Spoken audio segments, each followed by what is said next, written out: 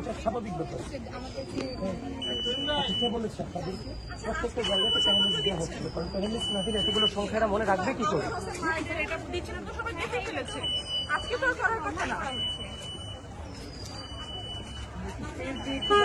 Panelist দাও, আমি কিছু জার্নালিস্টের সাথে কথা বলতেছি।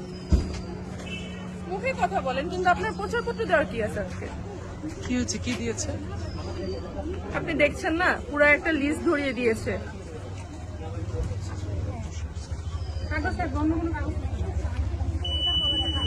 ভাই আজকে তো প্রচারপত্র দেওয়ার কথা না, আপনারা কি দিচ্ছেন? এটা প্রচারপত্র না, এটা হচ্ছে প্যানেল নাম্বার মনে রাখার জন্য। যদি কেউ ফেলে দিতে চায় সেক্ষেত্রে ফেলে দিতে পারবে। আমরা এখানে ভোট চাচ্ছিলাম, অন্য কিছু চাচ্ছি এখানে না। তো সবার নাম ছবি দেয়া, তাহলে তো এটা তো প্রচার না।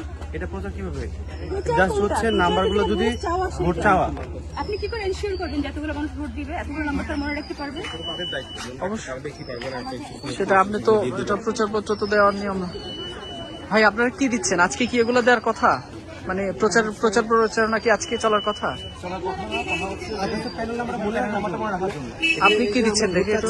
আমি হচ্ছে ব্যক্তিগত ক্লাস হচ্ছে জাস্ট যদি ফেলে দিতে চায়। আচ্ছা, আপনি কোন প্যানেলের ইয়ে দিচ্ছেন? আবেদ হামিম মায়ের পরিষদ।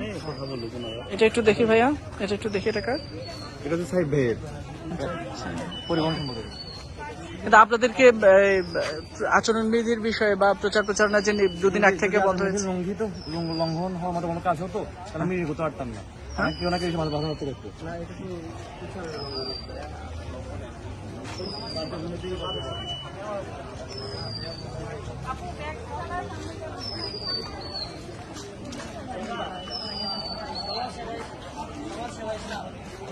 বলতে হবে।